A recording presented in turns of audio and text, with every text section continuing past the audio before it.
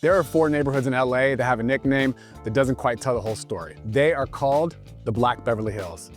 But there's more to it than that. And this neighborhood has made it through racist housing laws, block busting, and other threats. It didn't just survive, it's become something even more powerful. And today, it forms one of the largest historically Black wealthy communities in all of the US, where home prices range anywhere from 1 million all the way up to 3.5 million. But most people just drive right past it on Slauson Boulevard without realizing its deep impact on the American housing story. So whether you're thinking about moving to LA looking for a place with both luxury and meaning, this video will walk you through everything that you need to know about this beautiful hidden gem of a community. Let's get into it. So if you're new here, my name is Isayas Theodros. I'm a former CPA turned real estate advisor, and I've lived in Los Angeles and Long Beach, helping everyday people like you navigate their real estate goals. But let's talk about the name Black Beverly Hills because it didn't come out of nowhere. Although most people haven't heard of it, right? They don't know that it comes from the 4 communities that make up Baldwin Hills, View Park, Windsor Hills, and Ladera Heights. These 4 neighborhoods that sit side by side, and together they've really created something rare in all of American real estate. But when you look at the numbers, it's also easy to see where the name comes from because in 2025, Baldwin Hills had a median sold price of around $1.5 million and it's growing. View Park, Windsor Hills, slightly above that at around 1.6 million, and Ladera Heights at the peak at just shy of 1.8 million. And you'll see why these numbers really are attractive to buyers in today's climate, especially with what it brings. What makes these neighborhoods special isn't just the price, because they do sit side by side, like I said, and they really do flow into each other like one long stretch of history that really communicates a story of wealth, of pride, and altogether, they really have a strong, meaningful community that's been built over time. The location itself is a powerful story because these neighborhoods essentially exist between Culver City's Fox Hills on the west, all the way to Leimert Park on the east, and it makes one of the largest historically Black neighborhoods in all of the Western US, something that you won't find anywhere else in the country that's quite like this. But the Beverly Hills comparison isn't just about the money, okay? We know that. It's about everything else around it, the intangibles. It's the lifestyle, it's the beautiful homes, it's the long-standing air of success that both communities do share in different ways. And the nickname really does honor the pride and the elegance and the long-standing legacy that they both have. But before we get into all of that, you're here early, okay? So you gotta subscribe to this channel because every week, if you come here, you will find that we dive really deep into Long Beach and LA neighborhoods, and we really go into detail, finding the nuance. And that is everything from new developments to hidden gems, shifting property values, everything that you would want to know if you're not only looking to learn, but if you want to stay ahead. So join our growing community here where our goal is to try to equip you guys with everything that you will want to know. But now that we're back, okay, so let's talk about how these neighborhoods changed in the 1960s and that shift that really created a path for Black ownership and really the creation of wealth. It really started to some extent with a court case that kind of changed housing laws forever. So what you're about to hear is how there was a convergence of a few factors that ultimately led to what changed the future of these neighborhoods, right? So it went from a community that kept Black families out and shut them out from being able to live there to turning them into a community of that symbolizes success and pride. So when these areas were initially built, View Park, for example, that was built in the early 1920s, it had these racially restrictive covenants that were in place at the time that made it so that it was only for white families, and the only way a Black person could live there is if they were working as a housekeeper. Windsor Hills, similarly, developed in the late 1930s, had similar rules that could legally be enforced all the way through, almost 1950, and didn't change until the Supreme Court passed the ruling of Shelley versus Kramer that really started to crack open the door for change that we see now. But it was really only the start because, there was just so much limitation. And when you look at the area's history and the houses there, the Spanish revival homes, the Mediterranean revival homes, it has this signature look that really was something elevated. And it wasn't again until Shelley versus Kramer passed that really started opening the doors for Black families to buy homes in View Park and Windsor Hills. But, as you would imagine, many of the neighbors who were already there pushed back. Some even use threats. Some of the real estate agents there kind of added fuel to the fire by using, something called blockbusting, where they scared white families into selling fast, saying that the black families were on the cusp of moving in. And it was complicated too because, this was also in an effort to try to make it more difficult for black families to buy at higher prices. But ultimately this led to white flight in South LA, all of South LA really. And this is when the black families started moving in. And instead of turning into a decline like a lot of people expected, the actual opposite happened. This is where the neighborhood started growing strong. And I think one big reason for that was because of Tom Bradley. He was LA's first black mayor, and he lived in the area. He led the city for 20 years, brought the Olympics in 1984, and he really helped establish the community as a symbol of success. Another key figure was Paul Real Williams. He was one of LA's most important black architects. He designed, big landmarks like the Beverly Hills Hotel and the theme building at LAX. And, because of the racist rules, a lot of people weren't really able to, live where they worked. So, he was, found community there. These neighborhoods became some of the most valuable black communities in the country, each one growing in its own style and identity, which we'll get into, but all of them together, they really built something that transcended time. You see it here today, something strong that's lasting, authentic, connected, and truly meaningful to the people who live there. Okay, you said we're gonna get into it, let's get into it. So let's look at what makes each of these communities different and unique, from the luxury in Baldwin Hills to the charm in View Park, the historic charm in View Park, the classic feel of Ladera with the views. The Black Beverly Hills is like the all-encompassing name, but each one has its own look, price, and feel specific for a buyer. So let's start with Baldwin Hills, because I think it's one of the easier places to start. Most homes are mid-century and kind of ranch style, and you'll find a lot of the homes sit close to the street and have these really nice, neat front yards. A lot of houses have some sizable square footage, around 7,000 square feet. And there is actually one subset of the Dons, of Baldwin Hills, called the Dons. It's a pocket of Baldwin Hills that has some incredible views, really windy streets. It's kind of where the LA skyline meets the cultural legacy, you could say. And it's just south of Jefferson Boulevard, east of La Cienega. And the neighborhood, like I said, it just really has this beautiful hillside serenity. And I think what's also great is that it's just very central, really easy to get around throughout LA. The area's architectural backbone, like we said, is the ranch style that has these beautiful windows and this classic feel from the 1950s and 60s. When you're in the Dons, for example, you will see the word Don in front of all the street names. You'll see Don Coda, Don Felipe, Don Mariano, where I help my clients, Don Luis. And these streets kind of curve along the ridge line, and they have these amazing views that you can see from downtown all the way to the Pacific. You also find that a lot of homes are being kind of renovated, maintaining their classic feel, but have this very modern, kind of feel that's being brought to it. And the community is also really strong. The Baldwin Hills Estate Association just hosted their annual Walk the Dons. This is an opportunity for the neighbors to get to better know each other, really celebrating the pride of ownership, the pride of community, and just really kind of re-emphasizing communal nature that makes this pocket special. You'll find that this is kind of a trend amongst the different neighborhoods, the pride of ownership and the communal element. But what's cool is that for our next neighborhood, it almost makes you feel like you are kind of stepping back in time, where every block is, every block and every home almost has a very unique story being communicated about the design and the pride and the preservation. So View Park, Windsor Hills is really where the story of Black Beverly Hills, in a lot of ways, I think in my opinion, becomes more tangible. And even though they are technically two different neighborhoods, they're oftentimes referred to together as a shorthand. And part of the reason for that is because, like the others, they do sit geographically next to each other, but in this case, along the same ridge line above Crenshaw, and really because there's no commercial corridor or buffer dividing the two neighborhoods. It's just really kind of a continuation of residential streets with similar lot sizes and home styles and even elevation, depending on where you're situated. You'll also find that everything here feels intentional, because between the two, you will find that there is a history of, living and determination, where a lot of people, kind of found themselves on the verge of creating their own opportunities. View Park, for example, feels like an open air museum. You'll see a lot of different Los Angeles architecture.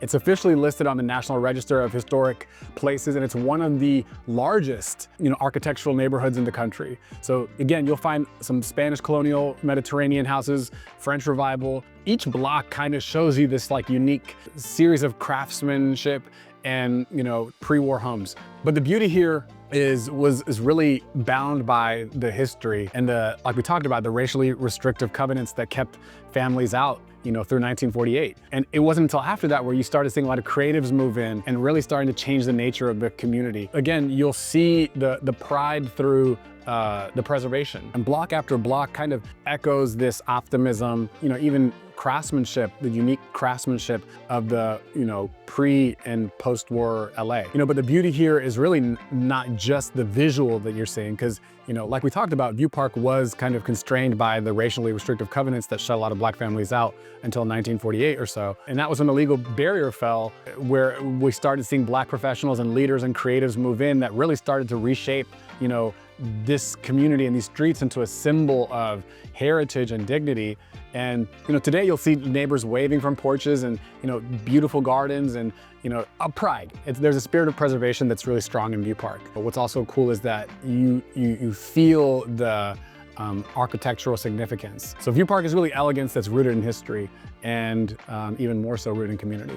But just down the hill, you'll find that Windsor Hills offers something that's slightly quieter in rhythm, even though, like we said, they are connected.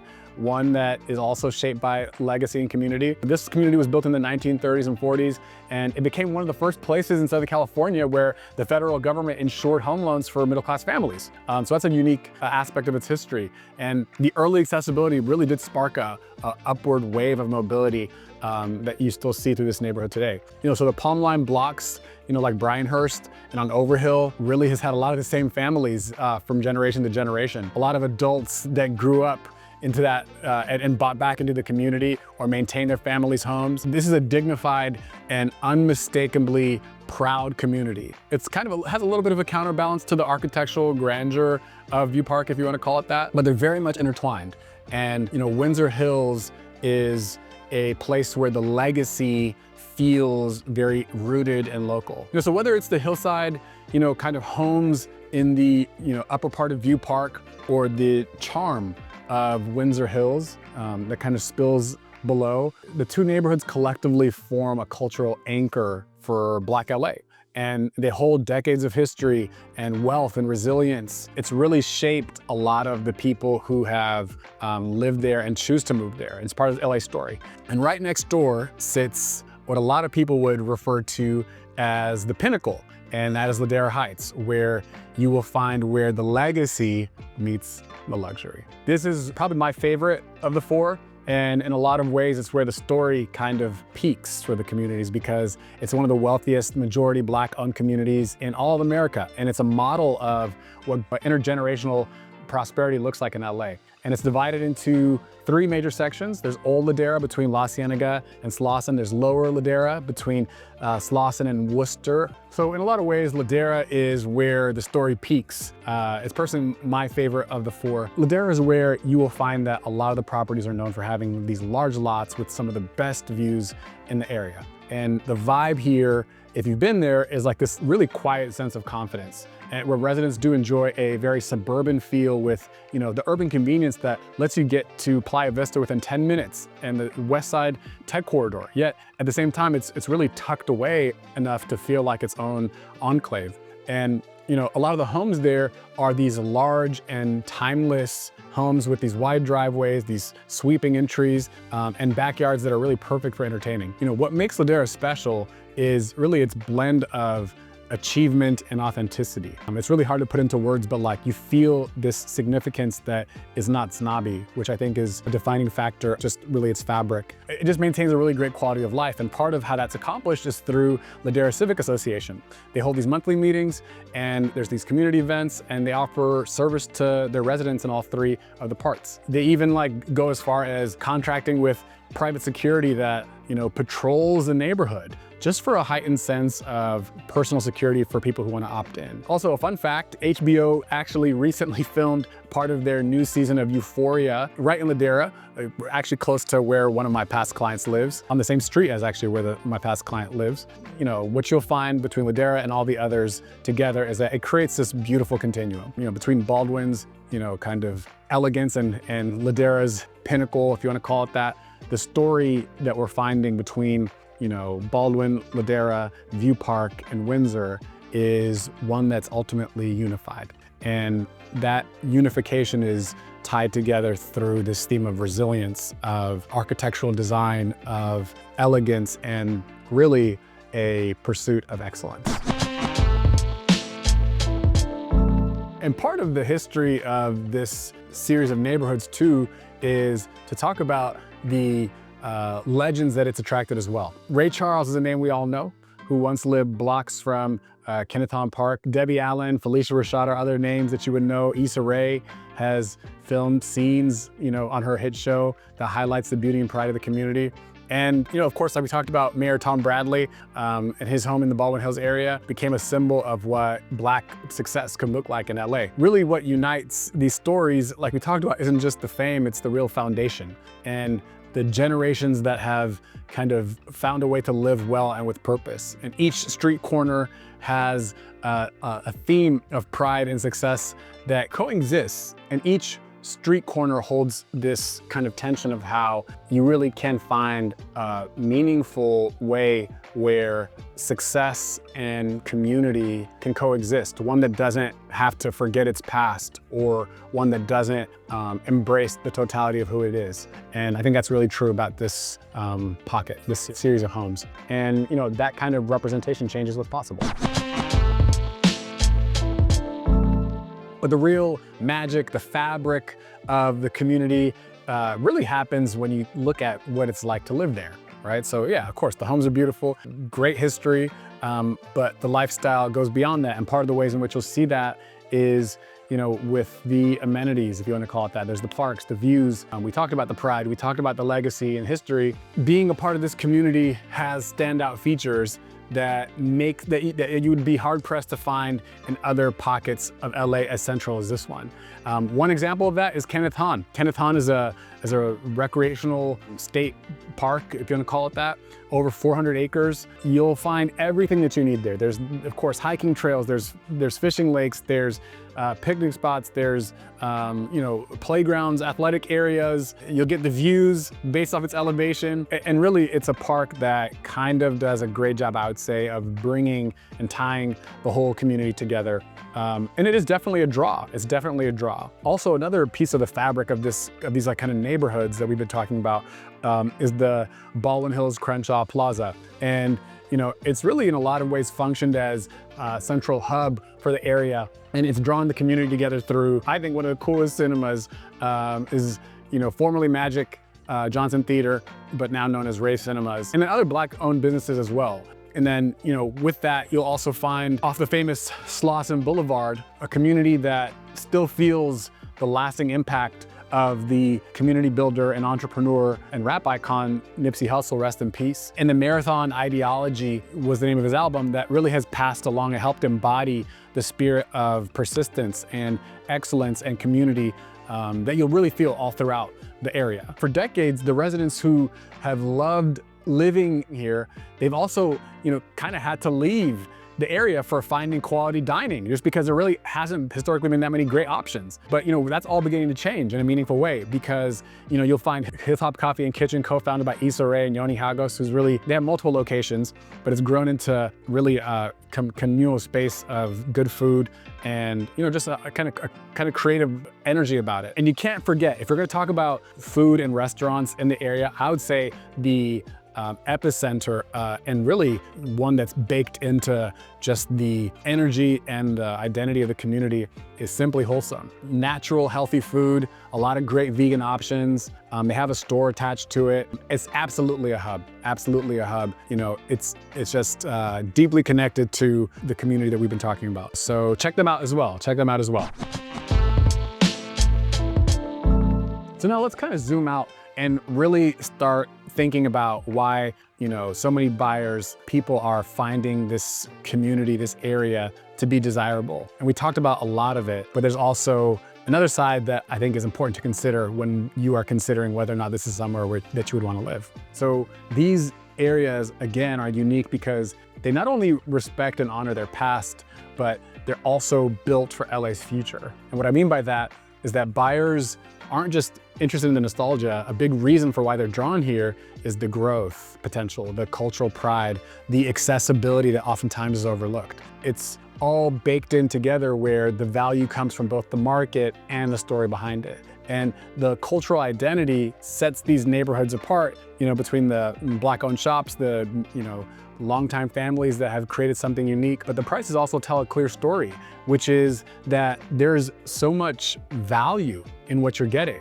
between how central it is, the views that oftentimes come with these homes. And the homes here range anywhere from around $1 million to up to 3.5. Again, a lot of times these bigger lots with the historic charm, a fabric that is hard to replicate elsewhere. The homes really do stand out in and of themselves, and the architectural integrity, I think, is something that's really unique too. So it makes sense culturally and financially. Their role in Black history brings steady interest. And then the historic designations also protect the area in a way that helps keep prices strong. But there are trade-offs. And like any older area, there are, in some instances, needs for upkeep and, maintaining, and, finding the balance, finding the right opportunity as opportunities continue to evolve.